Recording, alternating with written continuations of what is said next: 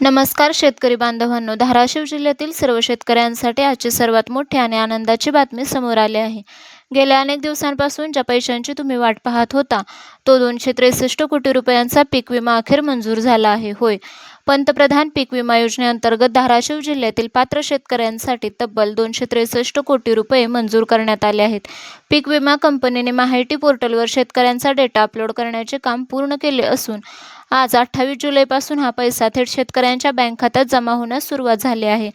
तर शेतकऱ्यांनी काय चेक करावे? शेतकरी बांधवांनो, लगेच तुमचे खरीप पीक विम्याचे स्टेटस ऑनलाईन तपासा.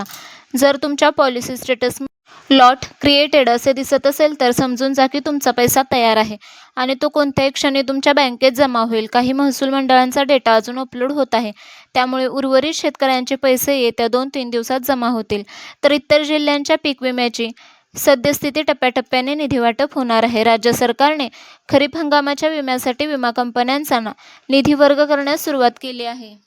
धाराशिव जिल्ह्याप्रमाणेच बीड, लातूर, परभणी, नांदेड, जळगाव आणि अमरावती या जिल्ह्यांचे डेटा अपलोडिंगचे काम अंतिम टप्प्यात आले आहे. पुढील आठवड्यात पैसे जमा होणार. कृषी विभागाच्या माहितीनुसार इतर सर्व जिल्ह्यांचे पीक विम्याच्या मंजुरीचे आदेश म्हणजेच लॉट जनरेशन चालू असून 1 ते 5 ऑगस्ट 2026 दरम्यान बहुतांश जिल्ह्यातील पात्र शेतकऱ्यांच्या खात्यावर पैसा जमा होण्यास सुरुवात होईल. नुकसान भरपाईचे निकष पाहूया. यंदा सुधारित नियमानुसार ज्या महसूल मंडळात उंबरठा उत्पादनापेक्षा उत्पन्न कमी झाले आहे तिथल्याच सर्व शेतकऱ्यांना हा लाभ मिळणार आहे. चालू वर्षाच्या म्हणजेच खरीप 2026च्या पीक विम्याची महत्त्वाची अपडेट. अंतिम मुदत 31 जुलै 2026 आहे. जर तुम्ही चालू हंगामाचा विमा अजून भरला नसेल तर फॉर्म भरण्याची अंतिम मुदत 31 जुलै 2026 ही आहे. तसेच ई पीक पाहणी बंधनकारक का आहे? यावर्षी फक्त 1 रुपयात विमा भरून चालणार नाही, तर तुमच्या 7/12 ई पीक पाहणीची नोंद असणे अनिवार्य करण्यात आले आहे. जर तुमच्या विम्याचा अर्ज आणि ई पीक पाहणीतील पिकांची माहिती जुळली नाही तर विम्याचा क्लेम रद्द होऊ शकतो. तसेच ॲग्रीस्टॅक ID.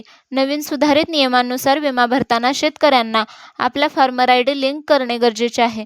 तुमच्या बँक खात्यात पैसे जमा झाले का आज ते कमेंटमध्ये नक्की सांगा. तसेच चॅनलला व्हिडिओ आवडला तर लाईक करा, शेअर करा आणि अशाच नवनवीन माहितीसाठी चॅनलला अजूनही सबस्क्राईब केले नसेल तर जरूर सबस्क्राईब करा. पुनश्च भेटूया अशाच एका नवीन व्हिडिओमध्ये. तोपर्यंत धन्यवाद.